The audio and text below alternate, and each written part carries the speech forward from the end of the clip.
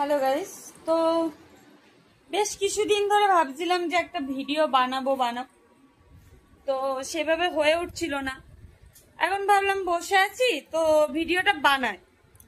তো তার মূল উদ্দেশ্য বা টপিক বলতে পারো যে আমাদের এখন সোশ্যাল মিডিয়ায় যেটা ঘুরে বেড়াচ্ছে প্রসেনজিৎ চ্যাটার্জিকে নিয়ে। তো আমি এটা দেখে না মনে হলো যে কিছু কথা বলাটা দরকার। ফার্স্ট কথা হচ্ছে, উনি যেটা বলেছে সেটা উনি ভালোভাবে হয়তো উনি যেটা বলতে চেয়েছে সেটা হয়তো ওনার কথাতে বোঝা যায়নি।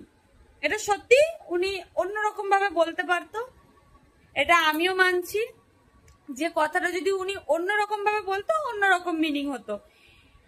তাই বলে একটা মানুষকে অনবরত গালি গালাজ থেকে শুরু করে নোংরা নোংরা ভাষা মিম বানানো, এগুলো তো ঠিক না। সর্বোপরি আমরা হচ্ছি ভারতীয়।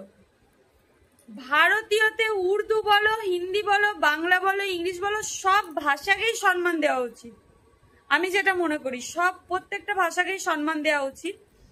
তো তারপরে আসছি, তিনি এক্সপ্লেন করেছেন তার নিজস্ব প্রোফাইলে, নিজস্ব পেজে, যে তিনি সেইভাবে কথাটা বলতে চাইনি, বাট এইভাবে বলেছে, তাই কথাটা এরম ভাবে শোনাচ্ছে। আরেকটা কথা বলে রাখা ভালো, তিনি একা 42 বছর ধরে বাংলা ইন্ডাস্ট্রিতে কাজ করে চলেছে।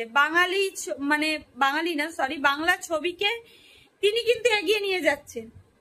আর তারপরে আসি আমাদের কথা, এই যে তোমরা যারা আমরা বাঙালি কেন বলবে, কেন ইংলিশে বলতে বলবে, কেন এই বলবে, এই নিয়ে যারা যারা বলছো, তোমাদের মধ্যে 99.9% মানুষ আছে সকালবেলা গুড মর্নিং, তারপর good evening, good afternoon, good night, তারপরে এই যে একটুখানি টাচ লেগে গেলেই বা একটু মিস্টেক হয়ে গেলেই সরি। কেন ভাই? তাহলে আপনারা কেন সরি বলেন? আপনারা বলুন ভুল হয়েছে বা বৃত্তান্ত কিছু। গুড মর্নিং কেন বলবেন? শুভ সকাল বলুন। আপনারা একটা লাইন বলতে গেলে যদি লাইনটায় যদি আমাদের 6টা ওয়ার্ড থাকে, তার মধ্যে 4টে ওয়ার্ডই আপনারা ইংলিশে বলছেন। তারপরে এই নিয়ে আবার বিশ্লেষণ করতে আসছেন, হ্যাঁ প্রসেনজিৎ চ্যাটার্জি বিশাল বড় ভুল করে ফেলেছে। না, অবশ্যই আমিও দেখুন এইটুকু ভিডিও করতে গিয়ে কতগুলো বলে ফেলেছি ওয়ার্ড। এই যে এখনই বললাম ওয়ার্ড বলে ফেললাম শব্দ না বলে। তো এরকম মিস্টেক আমাদের সকলেরই কম বেশি হয়।